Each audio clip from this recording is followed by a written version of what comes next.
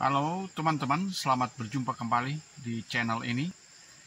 Kali ini saya akan melanjutkan kisah hidup saya di dunia wartawan, lika-liku dan pahit manisnya menjalani kehidupan di dunia kewartawanan. Dan saat ini saya ingin menceritakan sejarah Jawa Pos mengambil alih harian Manado Pos. Kejadian ini terjadi di sekitar tahun 90-an. Pada saat itu saya sedang giat-giatnya melakukan tugas sebagai wartawan di Jawa Pos dan mulai mendapatkan informasi bahwa harian Manado Pos mengalami masalah manajemen, terutama dalam soal permodalan dan terancam bangkrut. Dan sebagaimana juga pengalaman sebelumnya, harian Cahaya Siang juga sempat bekerja sama dengan harian Jawa Pos, tapi kemudian mengalami mismanagement dan akhirnya Jawa Pos memutuskan untuk tidak melanjutkan kerjasama dengan harian Cahaya Siang di Manado. Dan situasi ini memang memberikan peluang bagi harian Manado Pos untuk menjalin kerjasama dengan harian Jawa Pos.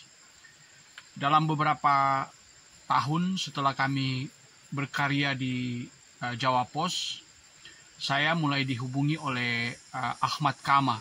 Ahmad Kama ini adalah pemimpin perusahaan harian Manado Pos. Dia datang ke Surabaya, dan karena saya sudah pernah mendengar Manado Pos ingin bekerja sama dengan Jawa Pos, dan dia tahu saya ada di Jawa Pos. Dia berusaha menemui saya, dan dia minta membantu untuk melakukan proses negosiasi dengan Dahlan Iskan. Pada saat itu saya tidak menjanjikan karena apakah saya bisa membantu atau tidak, tapi saya mengatakan berupaya untuk membantu. Dan pada beberapa saat kemudian Dahlan Iskan memanggil saya. Dia meminta masukan dalam bentuk diskusi, dan itu cuma saya dengan Pak Dahlan Iskan. Dia menceritakan bahwa dia sudah ditemui oleh Ahmad Kama dan Max Maramis untuk menawarkan kerjasama. Dan karena itu dia meminta masukan dari saya. Pada saat itu saya kemudian menceritakan beberapa pengalaman di saat Jawa Pos bekerjasama dengan Cahaya Siang. Saya memberikan masukan bahwa pengalaman di Cahaya Siang agar tidak terulang kembali, di mana mismanagement akan terus mewarnai perusahaan-perusahaan pers kalau tidak ditangani dengan sebaik-baiknya. Dan karena itu saya memberikan masukan kepada Pak Dahlan bahwa kalau memang Jawa Pos berkeinginan untuk mengambil alih Manado Pos, maka cara lama yang pernah dilakukan Jawa Pos dengan Cahaya Siang tidak lagi dilaksanakan dalam kerjasama dengan Manado Pos. Dia tanya itu seperti apa. Jadi kalau dulu pemimpin lama, dalam hal ini Lani Politon, ikut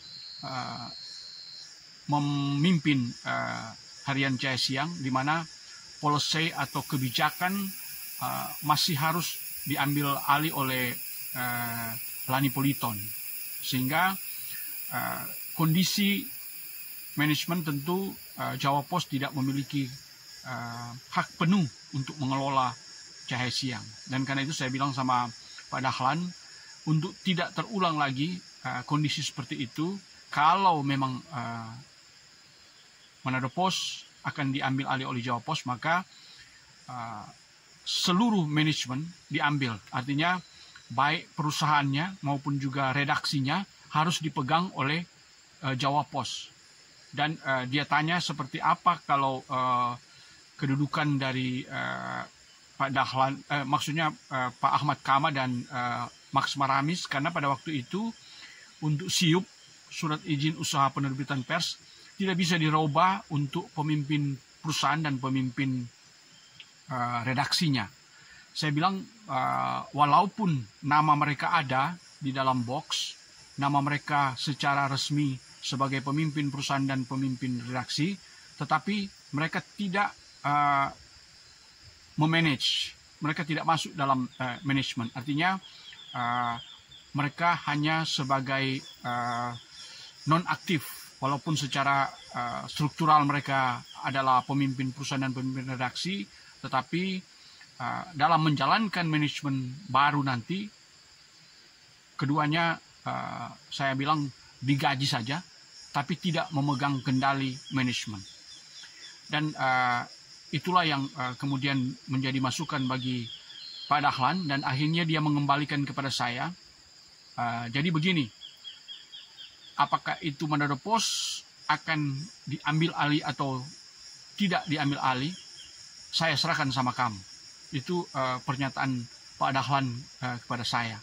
Karena memang pada saat itu Pak Dahlan sangat percaya dengan apa yang saya laksanakan di Jawa Post, dan dia tahu bahwa saya juga memahami kondisi di Manado, dalam hal ini surat kabar yang terbit di Manado. Kemudian dalam diskusi-diskusi selanjutnya, Dahlan Iskan juga memberi masukan bahwa apakah nanti setelah Jawa Post diambil alih, saya akan segera ke Manado atau bagaimana? Saya bilang terserah Pak Dahlan. Dan akhirnya Pak Dahlan mengumpulkan beberapa pimpinan di harian Jawa Post untuk menentukan soal apakah Manado Post ini akan diambil alih atau tidak, dan apakah saya akan segera ke Manado atau tidak. Dan dalam rapat redaksi, semua memberi pertimbangan agar saya tidak dikembalikan. Jadi saya tetap di Jawa Post. Sementara teman-teman yang lain disilakan untuk kembali ke Manado untuk sama-sama kerja di Manado Post. Jadi saya sendiri tidak dibolehkan oleh beberapa pimpinan di jajaran redaksi.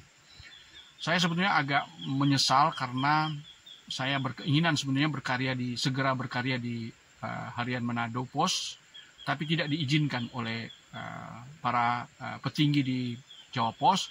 Sampai akhirnya Pak Dahlan bilang, ya karena kamu tidak diizinkan untuk ke Manado, jadi untuk sementara kamu tetap di Jawa Post.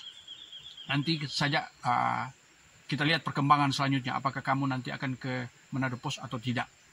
Itulah pembicaraan saya dengan Pak Dahlan dan juga rekan-rekan pimpinan di Jawa Post. Jadi pada akhirnya saya menyetujui harian Manado Post ambil alih oleh Jawa Post, dan memang teman-teman dari Manado yang sudah lama juga bekerja di Jawa Post akhirnya ditugaskan semuanya di Manado Post. Mereka antara lain Rizal Layu, Deki Geru, Meldi Sahen Solar, kemudian Hani Potabuga. Sedangkan Afar Malanguna dan Patrick Sorongan masih tetap di Jakarta, tapi mereka diberi kesempatan untuk ke Manado Post juga. Dalam perkembangan selanjutnya, setelah harian Manado Post ini berjalan sekitar beberapa tahun, saya kemudian dipanggil lagi oleh Pak Dahlan Iskan. Saya saat itu ada di gereja, dan saya ditelepon, Pak Dahlan ingin bicara. Terus saya bilang karena saya masih di gereja, dia sampaikan nanti bercerita di kantor saja. Dan benar, dalam perbincangan saya dengan Pak Dahlan menyampaikan bahwa saya nantinya akan ditugaskan ke Manado Post untuk menggantikan posisi Imawan Masuri. Itu yang disampaikan oleh Dahlan Iskan. Dan ketika Pak Erik Samola sebagai Direktur Utama Jawa Pos datang ke Surabaya, dia mengundang, jadi Pak Dahlan Iskan mengundang saya untuk bertemu dengan Pak Erik Samola. Kami bertiga dalam ruangan Pak Erik. Pak Dahlan mengatakan, ini Jeffrey yang dari Manado, dia akan ditugaskan ke harian Manado Post. Dan Pak Erik pada waktu itu, ya karena dia sudah sempat sakit, dia tidak bisa ngomong secara lisan lagi, dia hanya mengatakan iya, dia setuju kalau saya ditugaskan saja ke harian Manado Post. Dan itulah suatu perjalanan hidup saya di Surabaya untuk kemudian nanti ditugaskan di harian Manado Post. Dan memang harus saya katakan ternyata tidak seperti yang saya bayangkan. Kalau bisa diputar jarum jamnya, diputar waktunya, saya sebetulnya tidak suka datang di Manado Post karena kenyataan yang terjadi jauh dari apa yang saya idam-idamkan, jauh dari apa yang saya bayangkan. Di mana pada akhirnya setelah saya datang ke Manado Post, ada suatu masalah yang saya sangat sesalkan karena ternyata begitu Manado Post itu mulai jalan lagi, karena sebelumnya dianggap Manado Post kurang berkembang sehingga saya dimintakan untuk datang ke Manado. Tapi pada akhirnya setelah saya bekerja keras, berupaya untuk menata kembali Manado Post, ternyata Imawan Masuri tidak dimutasikan. Dan saya kecewa karena apa yang dijanjikan oleh Pak Dahlan Iskan ternyata jauh dari apa yang saya harapkan. Di mana Imawan Masuri tidak bersedia untuk keluar dari Manado Post. Dan itu membuat saya kecewa. Bahkan saya mendengar informasi dari seorang anggota redaksi bahwa ada satu pembicaraan yang rahasia yang dia sempat dengar bahwa saya akan diupayakan untuk dilengserkan di Manado Post. Ini saya sangat kecewa karena saya melihat bahwa ini adalah permainan yang tidak fair. Itulah yang saya alami, dan ini kejadian yang saya alami selama saya berada di Manado Post, yang pada akhirnya saya mundur. Saya mengatakan kepada Pak Dahlan Iskan dan juga kepada Ibu Nani Wijaya, saya kasih pilihan. Kalau Imawan tidak keluar, saya yang keluar dari Manado Post. Karena Imawan tidak fair. Itu yang saya sampaikan. Jadi pada akhirnya, ya saya harus akui mengapa saya tidak lagi suka di Manado Post, karena kepemimpinan di dalamnya yang tidak fair. Dan satu alasan yang saya lihat bahwa saya tidak bisa memimpin Manado Post hanya karena saya Kristen.